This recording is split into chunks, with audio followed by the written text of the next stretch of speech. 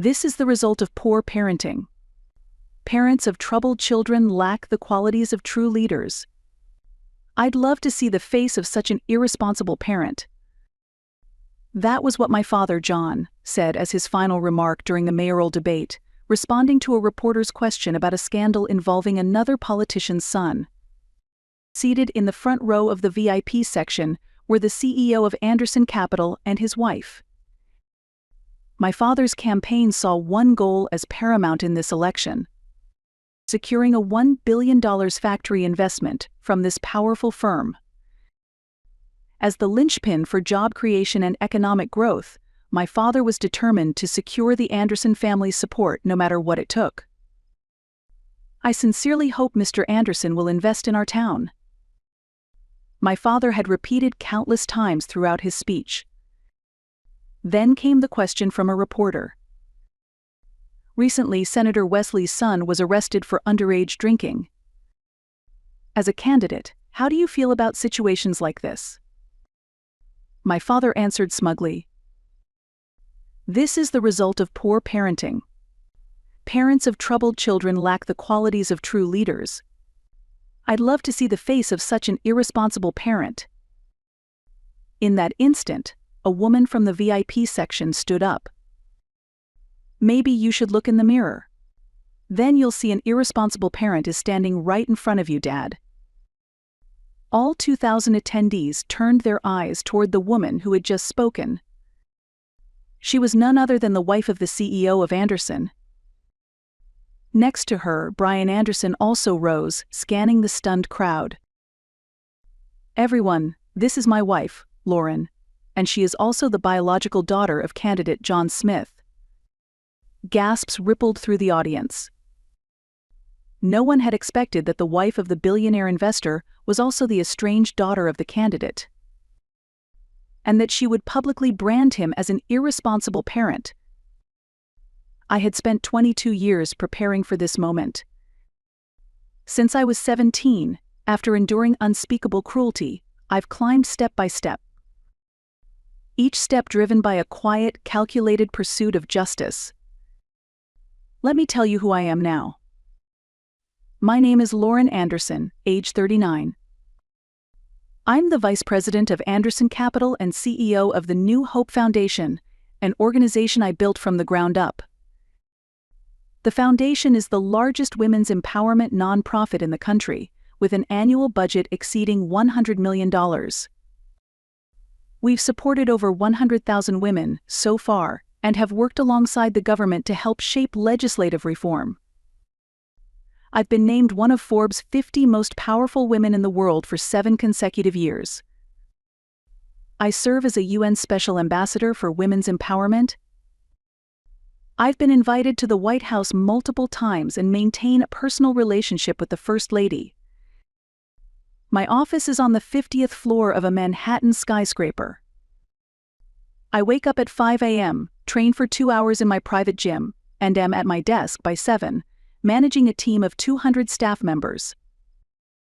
"Lauren, we just got a request from CNN," my assistant Tracy informed me.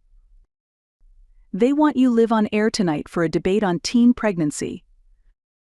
"Accept it," I replied without hesitation. "It's the perfect opportunity to share my experience. I make all my decisions independently. Even my husband Brian knows better than to interfere with my business. But 22 years ago, I lived through a hell no one could imagine.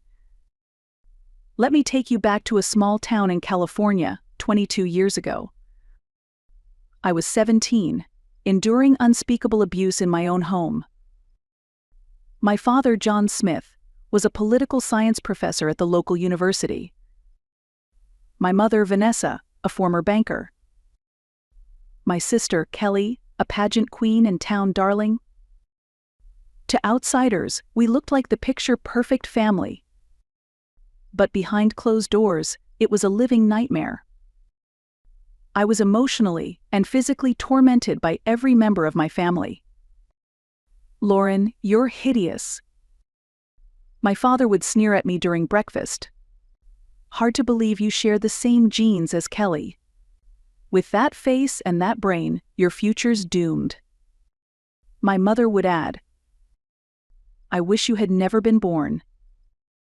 But Kelly was the cruelest.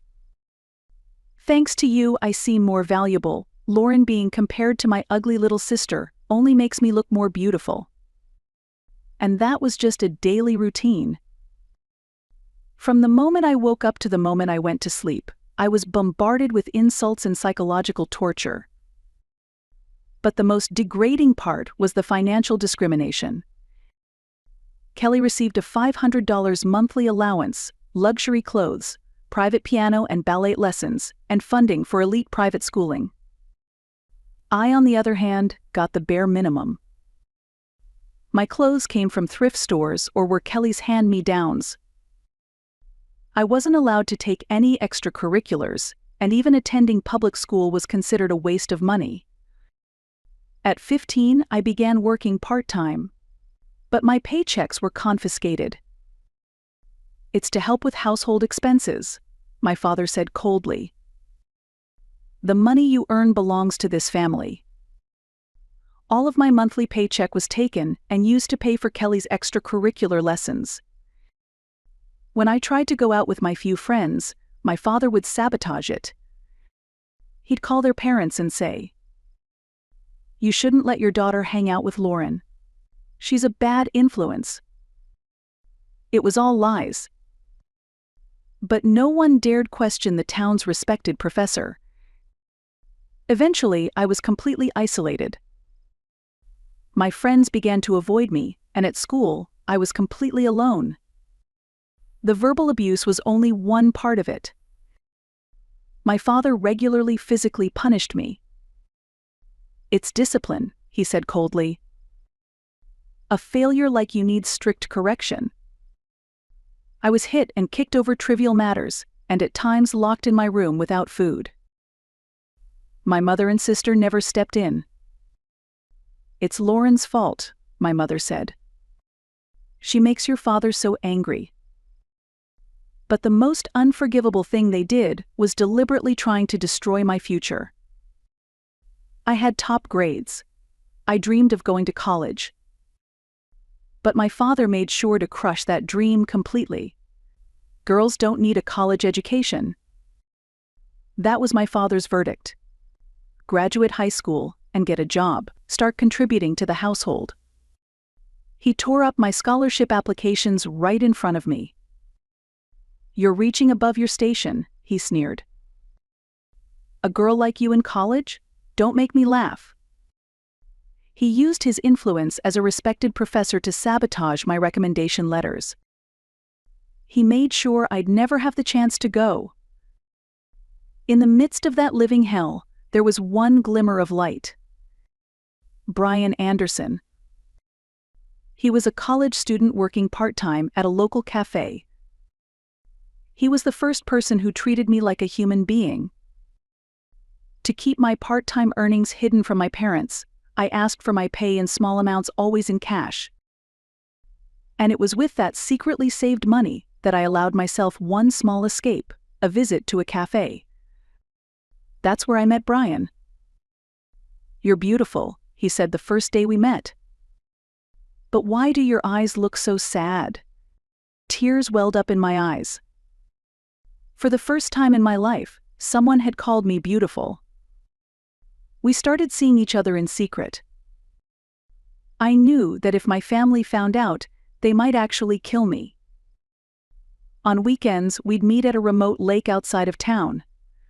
Only when I was with Brian did I feel even remotely human. You have limitless potential. Someday, I know you'll break free from this. I shared my dreams with him. To build a company of my own, to help people who were suffering. "I will support your dream," he promised. But I had no idea how much worse things were about to get. That winter, when I was 17, something began to feel off. Nausea, dizziness, a missed period. I bought a pregnancy test from the drugstore, hands shaking as I took it. Positive. I stayed calm and logical.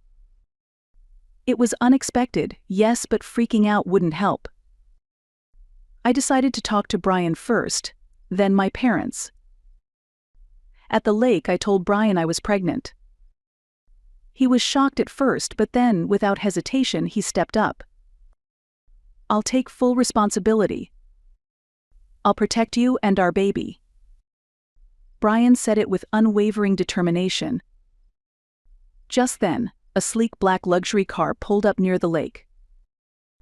A driver in a tailored suit stepped out.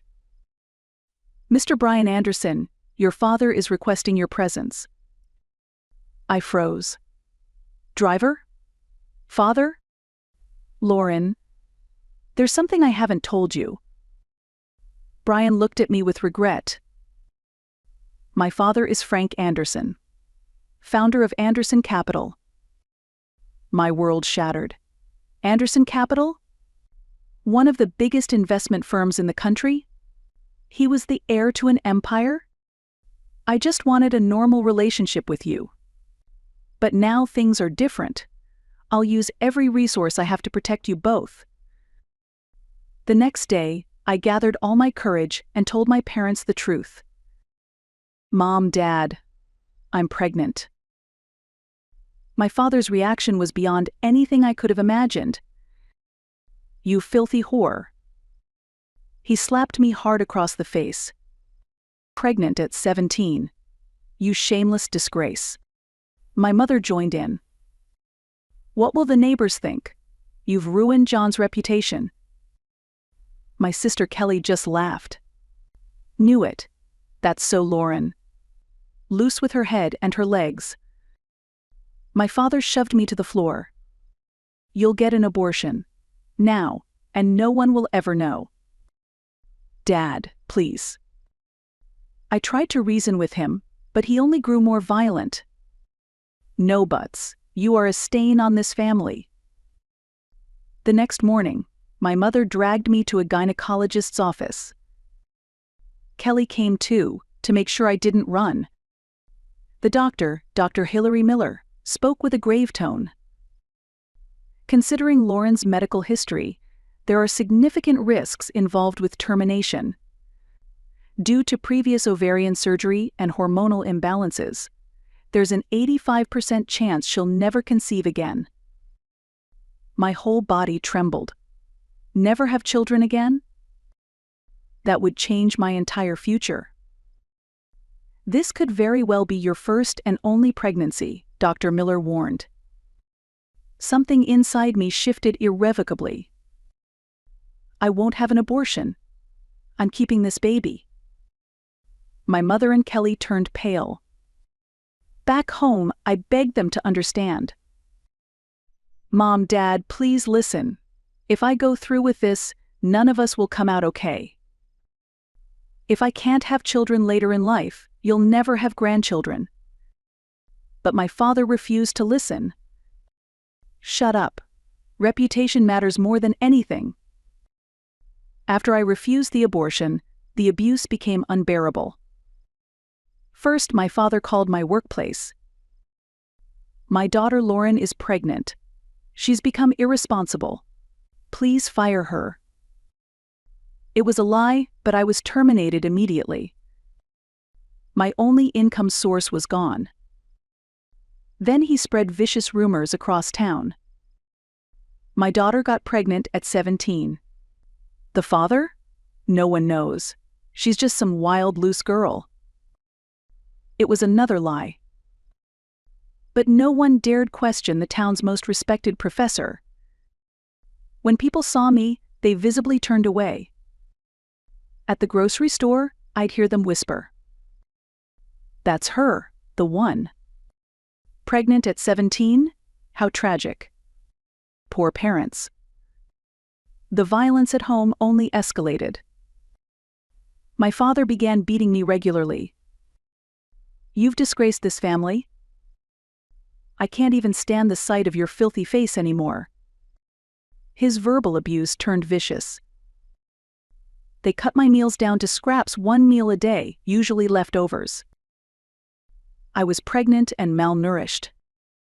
But the worst part was the psychological torment. My mother's words sliced through me like knives.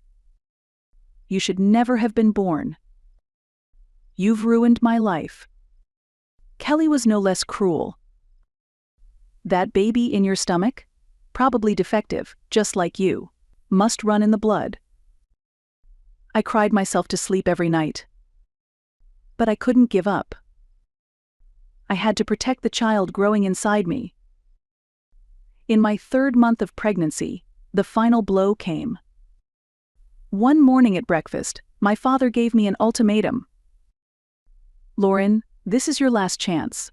Either have an abortion or get out. I didn't even hesitate. I'll leave. His voice was ice cold. Then never come back. You're dead to us. You'll never find work in this town. Die in the gutter. As a final act of cruelty, he called my high school. My daughter is pregnant and a behavioral threat. She should be expelled. And just like that, I was kicked out of school. Stripped of my diploma. I left home with nothing but a single suitcase. No money, no one to turn to. A 17-year-old pregnant girl thrust into the world alone. But I didn't give up. I would protect this child. I will succeed. And I would make my family regret everything. That was the day my revenge began. When I called Brian, he came for me without hesitation. As we drove toward the Anderson estate in his family's luxury car, I made a silent vow. I will succeed. And one day, they'll see what I've become. The Anderson family welcomed me with warmth. You're incredibly brave. To make such a decision at 17, it's extraordinary, said Wynne Anderson, Brian's mother. Frank Anderson nodded solemnly. A woman with your strength, my son's lucky to have you. But I never intended to rely on their kindness forever. I was determined to stand on my own. Even while pregnant, I studied relentlessly. I passed the high school equivalency exam and enrolled in an online university. I told Brian firmly, even after this baby is born, I'm not giving up on my dreams. I'm going to build my own company. By day, I prepared for childbirth. By night, I worked through university coursework. I slept 4 hours a night, but I was on fire. Then my son Ryan was born. The moment I held his tiny body in my arms, everything crystallized. Ryan, I will raise you with strength, dignity, and love. While raising him, I continued to study. Business, accounting, law. Everything I'd need to become an entrepreneur. When Ryan turned 1, Brian proposed. At the time, I was still under 18 and legally couldn't marry without parental consent. So Brian waited until I came of age. Lauren, I want to marry you on your terms, at your pace. He understood I didn't want dependency, I wanted partnership. I said yes without hesitation. Because this wasn't just love, it was equality. I graduated top of my class, and I put my long-held plan into motion. I founded the New Hope Foundation. As CEO, I oversaw everything. Support for young mothers, access to education, career counseling. We launched with a $10 million budget. I traveled the country, seeking sponsors, sharing my story. I was 17, pregnant, abandoned by my family. But I never gave up, and I found my path. The foundation grew rapidly. Within 3 years, we became one of the largest nonprofits in the country, with a $50 million annual budget. I gave lectures across the U.S., gaining recognition as a national leader in teen pregnancy advocacy. Television interviews followed. Lawmakers consulted me. My voice began to shape policy. Then, 10 years into my marriage, I learned a devastating truth. It came from my aunt, Diane, the only relative who had stayed in contact with me after my family disowned me. "Lauren, your parents had another child. One they never told you about." Aunt Diane spoke with a grave tone. "What?" "A baby boy named Chris. He was born without legs. John and Vanessa were ashamed, so they abandoned him at the hospital." When I heard that, something inside me erupted. So they discarded a disabled child, just like they discarded their pregnant daughter? Yes. All they ever cared about was appearances. Without hesitation, I hired a private investigator to find my brother, Chris Hansen. A month later, we finally met. Chris was named after his adoptive parents. And he was a world-renowned author. "So, I have a sister," Chris said, tears in his eyes. I was crying too. "Chris, they abandoned both of us. But look at us, we made it anyway." Chris had been raised with love by his adoptive parents and had become a best-selling writer. We grew close quickly and started meeting every month. Then, a few years later, my perfect opportunity for revenge. My father, John, announced he was running for mayor. I watched him give a speech on TV and scoffed. "Family values are the foundation of a healthy society," he said with sanctimonious pride. At the same time, I was featured in Forbes' top 50 most influential women in the world. The article highlighted my success, but I deliberately left out anything about my family. On the final day of his campaign, I appeared at the event. At that point, my husband Brian's company was considering a $1 billion investment, a major factory development project in the very same town. The outcome of the election would directly influence the investment decision. As such, Brian and I were invited as VIP guests and economic advisors. My father's campaign was desperate to use us support from prominent investors as political leverage. In front of 2,000 attendees and dozens of TV cameras, my father was proudly discussing education policy. Then came the question from a reporter. "Recently, Senator Wesley's son was arrested for underage drinking. As a candidate, how do you feel about situations like this?" My father answered smugly, "This is the result of poor parenting. Parents of troubled children lack the qualities of true leaders. I'd love to see the face of such an irresponsible parent." The room went silent. He had no idea what he'd just walked into. I stood up and took the microphone. "Maybe you should look in the mirror. Then you'll see an irresponsible parent is standing right in front of you, Dad." Gasps echoed through the hall.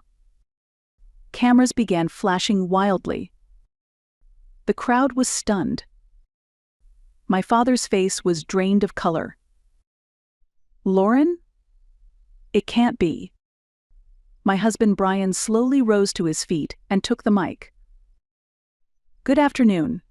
I'm Brian Anderson, CEO of Anderson Capital." The energy in the room shifted instantly. Everyone knew who he was. And now, the billionaire investor himself had stood up. "And this is my wife, Lauren, the biological daughter of candidate John Smith." The hall descended into chaos. The man John Smith had most desperately hoped to court for a $1 billion deal was married to the very daughter he had cast out of his life. Reporters swarmed us with questions. "Mr. Anderson, is this true? Mr. Smith, are you estranged from your daughter? What will happen to the investment plan?" My father stood frozen and couldn't say a single word. The daughter he had declared as good as dead 22 years ago was now the wife of the man controlling the town's economic future. It was nothing short of poetic irony. I took the mic again. "You all just heard my father say. Parents of troubled children lack the qualities of true leaders. I'd love to see the face of such an irresponsible parent. Well, 22 years ago, this man threw me out of our home when I got pregnant at 17. He spread lies about me throughout the town, destroyed my reputation, and tried to ruin my life. I continued. And that's not all. My parents had another child, my brother Chris. He was born with a physical disability. But they were so ashamed, they abandoned him at the hospital. A horrified gasp rose from the crowd. That man is now a successful author, Chris Hansen. And he's here today. Chris rolled onto the stage in his wheelchair. I was born without legs, but my parents left me behind because they were ashamed. I stepped forward. When I became pregnant, my father beat me, starved me, and sabotaged my job. He called my employer with false claims and had me fired. He contacted my high school and got me expelled.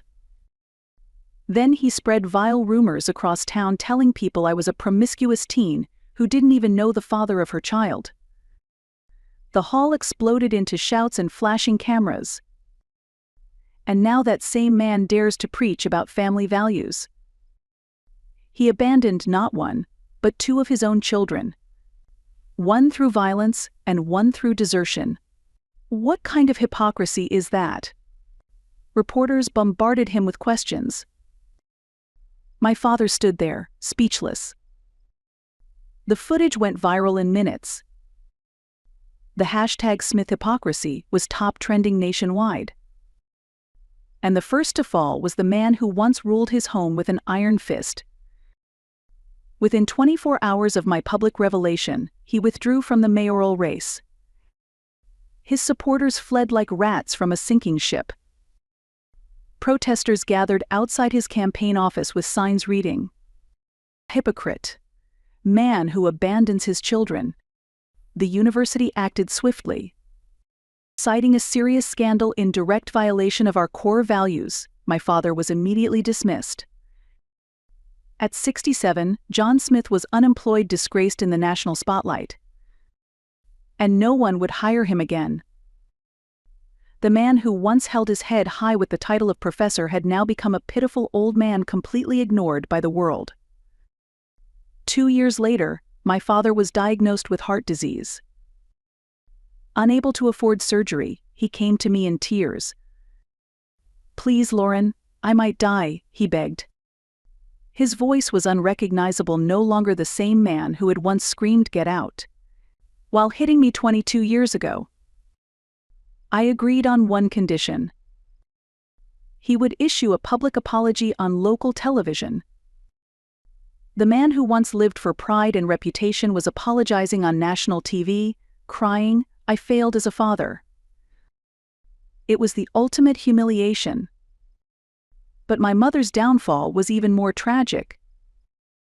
After the scandal broke, the neighbors, those whose opinions she always obsessed over, turned on her. Every time she went out in public, she heard the whispers. "That's Vanessa Smith, the woman who abandoned her disabled child. She threw her daughter out of the house with violence." 22 years ago, her favorite phrase had been, "What will the neighbors think?" Now those same neighbors looked at her with nothing but disgust. It was a cruel twist of fate. Unable to bear it, she stopped going outside. Eventually, she fell into a deep depression. "I can't go out anymore. I'm terrified of the way people look at us," she confessed to a relative. After my father's televised apology, her mental state worsened even further. She was ultimately institutionalized in a psychiatric facility. The woman who once valued appearances above all else ended up losing everything she cared about. But perhaps the most dramatic fall was that of Kelly, the so-called perfect daughter. She had been a beloved elementary school teacher until the scandal exploded. Parents protested furiously. "We can't trust the Smith family with our children. She's part of an abusive family. she was forced to resign. She tried applying to other schools, none would hire her. At 32, the former beauty queen was now unemployed, shunned by the community. The same sister who once looked down on me as a failure was now the one who couldn't even find work. Worse yet was her husband Peter's reaction. He lost his job at the bank due to the scandal and turned on her. "Your family destroyed my life," he spat. Their marriage crumbled and they got divorced. Kelly moved back into her childhood home and now works part-time as a janitor, while caring for our aging parents. The perfect sister who once looked down on me, saying, "That would never happen to me," had now become a woman with nothing left to lose. Meanwhile, Peter lives alone in poverty.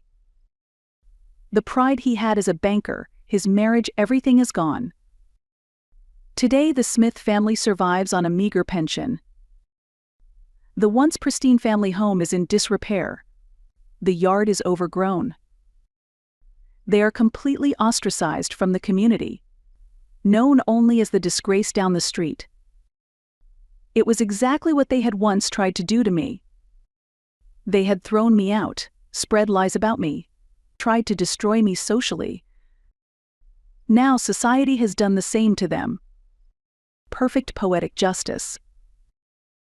Meanwhile, my relationship with Chris grew stronger.